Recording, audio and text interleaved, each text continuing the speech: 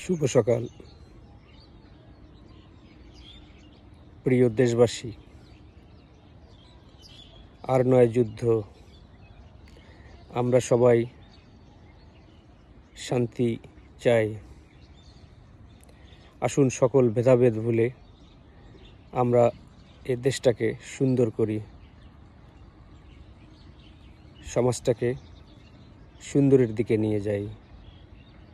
একে অপরকে ভালোবাসি, একে অপরের কাঁধে কাঁধ রেখে হাত রেখে সবার জন্য কাজ করি। এদেশ সুন্দর থাকলে আমরা সুন্দর থাকব। দেশ ধ্বংস হলে আমরা সবাই ধ্বংস হব।